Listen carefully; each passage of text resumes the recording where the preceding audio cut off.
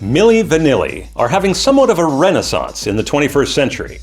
There's a major motion picture, an amazing documentary, and Fab is even touring again, where I got to meet him after a recent show. But in all this rehashing of the legend of Milli Vanilli, something has been overlooked. Their catalog. Exactly how many Milli Vanilli songs are there? In the 2 years that they were a public concern, Milli Vanilli recorded a grand total of 17 songs. Asterisk, stay tuned. Those 17 songs were repackaged, remixed, and resold dozens of times over in different formats in different countries over those 2 years. Now, is this unusual? Not really. Even the Beatles, the best-selling musicians of all time, had their early work torn to bits by American record companies, as I explored in this previous video. At the time, executives wanted to squeeze every dollar out of these boys, assuming that Beatlemania was going to be a short-lived fad. Well, in the case of Milli Vanilli mania, okay, they happen to be right this time. But still, it was quite an accomplishment to create a worldwide phenomenon out of just 17 songs. Let's find out how they did it. The first song in the Milli Vanilli canon is Girl, You Know It's True. But what you might not know is that this is actually a cover song. The original version was recorded in 1987 by an American hip-hop group called Numarx. Listen to this. Girl, you know it's true. Ooh, ooh, ooh, I love you. It's a pretty catchy song and pretty typical of the era, with drum machines, synthesizers, a mix of rapping and singing, and tons of samples. Now remember, this was the Wild West era of sampling, when rap producers put anything they could find into their song without paying for it. Which is why you prominently hear this drum sample from the 1974 funk instrumental Ashley's Roach Clip.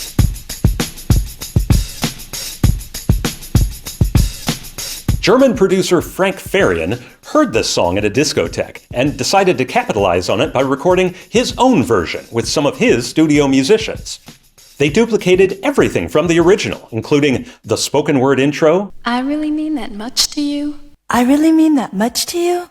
Girl, you know it's true. The Ashley's Roach Clip drum beat.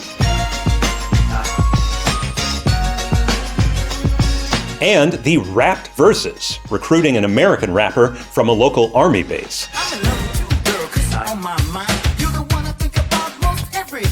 Frank had a good tune on his hands, but what he didn't have was a group. So he leaned on a trick he'd pulled in the 1970s with his previous group, Boney M, where he recruited good-looking models to be the public face of an otherwise anonymous group of studio musicians. In 1988, he hired Rob Pilatus and Fabrice Morvan to pretend they were this imaginary group called Milli Vanilli, who had performed this one song, Girl, You Know It's True. And that single, with Rob and Fab on the cover, was released in Germany on June 27, 1988. For the B-side, Frank Farian resurrected a Boney M song from their very forgettable final album in 1985 called I Dance. He stripped out the vocals and renamed it as a similarly forgettable instrumental called Magic Touch. And that was it. In the summer of 1988, this one song, Girl, You Know It's True, was all the Milli Vanilli music that existed in the universe. But not for long. The song turned out to be a huge smash hit in Europe, and the pretend group, Milli Vanilli, suddenly became a hot commodity.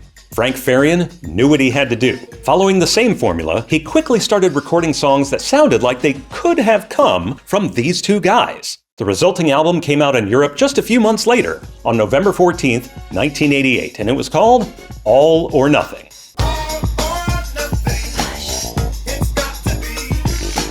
Now, if you think that song sounds similar to Girl, You Know It's True, guess what? You're right. Frank Farian was not going to stray from the winning formula, including reusing that Ashley's Roach Clip drum sample again and again.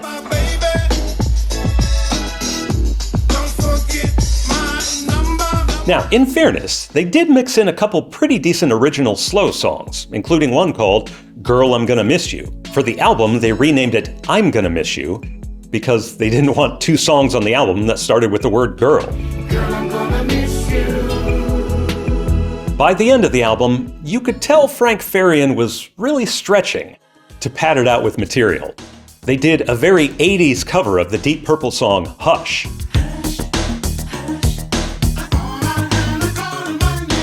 They've got a song called Money, which shamelessly lifts the intro of the 1973 Pink Floyd song. Frank also resurrected another of his old Boney M songs called Ma Baker from 1977. And then he took that same song, stripped the vocals again, and tacked it onto the end of Girl You Know It's True, extending it into an 8.5-minute super club mix. Then there's the curious case of Too Much Monkey Business, a harmless 3-minute dance track that was the B-side of Baby Don't Forget My Number. But on the album, it was only available as a bonus track on the CD version, which was still relatively rare in 1988. And this version was a weird cut-down of the original, using the Pink Floyd Money sample played over a recording of a speech by Ronald Reagan? We're here today, Mr. Secretary General, determined that no such fate shall befall the United Nations. Milli Vanilli gets political? Fun fact, for what it's worth, the full non-Ronald Reagan version never made it to CD or streaming, so the only people who heard it are the lucky ones who bought the 45, or the cassette single, or as we called it back in the day, the ca-single. Whatever format you chose, people bought this record, and Milli Vanilli were becoming a success in Europe. So much so that they caught the eyes and ears of Clive Davis, hitmaker at the American record company Arista. They wanted an American release from these two amazing guys, singing and rapping on these dance records. Arista requested that they record new songs specifically for the American market, and Frank Farian agreed, with one proviso, that the Americans don't visit the studio in person, which is not suspicious at all. In fact, they even gave Frank a most remarkable gift, an unreleased song by Diane Warren. This world-class songwriter was on an amazing streak, including Nothing's Gonna Stop Us Now by Starship, I Get Weak by Belinda Carlisle, and Chicago's Look Away. Frank Farian got hold of her newest song, and using the Milli Vanilli formula, he created Blame It on the Rain.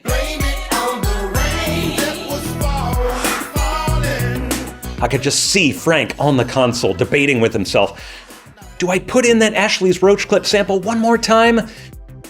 No. I guess 4 songs with the exact same drum sample would be overkill.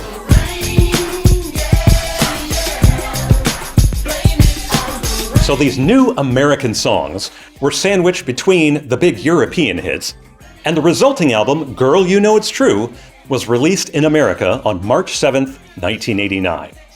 This album shot through the stratosphere, selling 6 million copies in 1989 alone, and eventually 10 million worldwide. Milli Vanilli were everywhere, on the radio and magazines, and especially on MTV, which is where 12-year-old me first saw them. I even used my paper route money to buy this VHS tape of their music videos, which Fab was kind enough to sign for me when I met him 37 years later. Now, let's get one thing clear. Rob and Fab did their jobs excellently. They were great dancers, great models, and perfect made-to-order superstars. That's why in the summer of 1989, they joined the Club MTV Live Tour, traveling to US arenas and lip-syncing their biggest hits. This is where you'll find the notorious July 21st incident at Bristol, Connecticut, where their backing track skipped. Girl, you know this, girl, you know this, girl, you know. Girl, you know it's girl, you know it's girl. 80,000 people, girl, you know it. All these years later, people on the internet now claim that this was a shocking incident that exposed their deception. It wasn't. Yes, it was embarrassing, but everybody knew they were lip-syncing. This was extremely common with dance music of this era. Technotronic. They hired a model instead of the original singer. Black Box. This girl's the public face of the band and she never sang a note. CNC Music Factory. She's lip-syncing to the same singer that Black Box used. There were no inquisitions, nobody cared, people just liked the music. So, Rob and Fab are out touring the States, but there was a problem in Europe. There was no new product for their German record company to keep the momentum going during the summer months. Remember, there are only 17 songs total in the Milli Vanilli catalog, and in Europe, they'd already released 13 of them. And they can't record more because Rob and Fab are in America, and that would spoil the deception.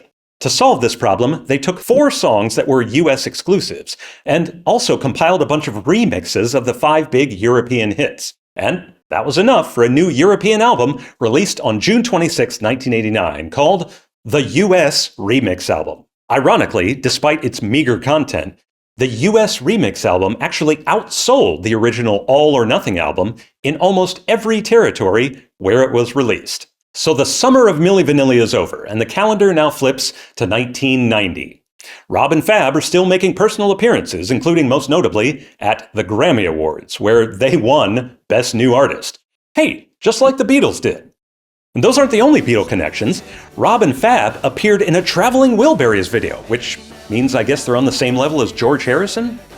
And like the Beatles, they were also immortalized in cartoon form on The Adventures of Super Mario Bros. 3. In this episode, Rob and Fab are kidnapped during a show and transformed into evil accountants until Toad and the princess come to save the day. This 11-minute cartoon really deserves a robust breakdown of its own, but suffice it to say, Princess Peach as a fangirl? Mario and Luigi with dreadlocks? And Rob and Fab still didn't do their own voices! That is a good one. While Rob and Fab are in the Mushroom Kingdom, Frank Farian is tussling with them about the next album. Rob and Fab want to sing, and Frank very much does not want that. That means there are still 17 songs and no more. So in America, Arista pulls the same trick as their European counterparts. They take 4 tracks from All or Nothing, sandwich them with remixes of their previous hits, and release it as the Remix Album. I do want to take a second here to talk about remixes. It's not unusual, even today, to release a song with multiple remixes, especially with dance music. In the case of Girl You Know It's True, there was the album mix, the single mix, the radio mix, the music video mix, the Super Club mix, the New York Subway mix, the G-Spot remix, the Summer of '88 mix, and so on and so on. In essence, there is no one canonical version of Girl You Know It's True or any of their hit songs. Frank Farian did everything in his power to get this music into nightclubs, and he succeeded. 500,000 of these albums were sold in the US alone. And this brings us to November 1990, the month when everything changed. On November 3rd, Rob and Fab appear on German television, lip-syncing to a new song called Keep On Running.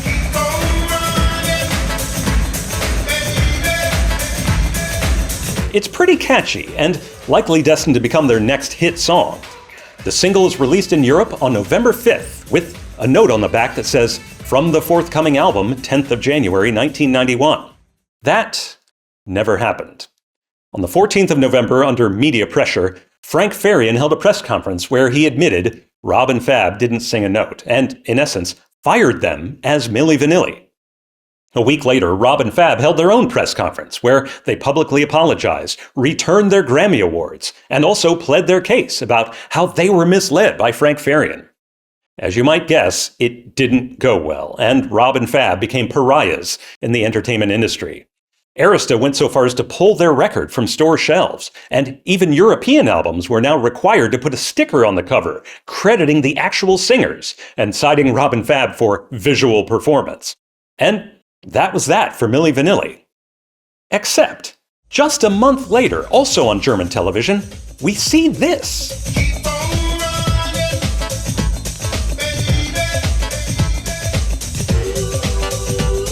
Is that the same song, Keep On Running?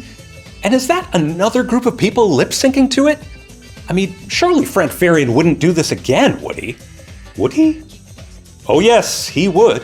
Ladies and gentlemen, we present the real Milli Vanilli. That's right, Frank Farian took the album, which was already done and dusted, and repackaged it as The Moment of Truth by the real Milli Vanilli, with pictures of the actual singers who performed the music. It was released in Europe in February 1991. These folks made numerous TV appearances to promote the record, and by the way, they're all still lip-syncing! So we've got the same singers, the same producer, and the same formula, but no Rob and Fab. And people just don't buy it. The album nosedives, and it's never even released in the United States. And that's that for Milli Vanilli. Except, a full year and a half later, the American record company RCA sees an opportunity.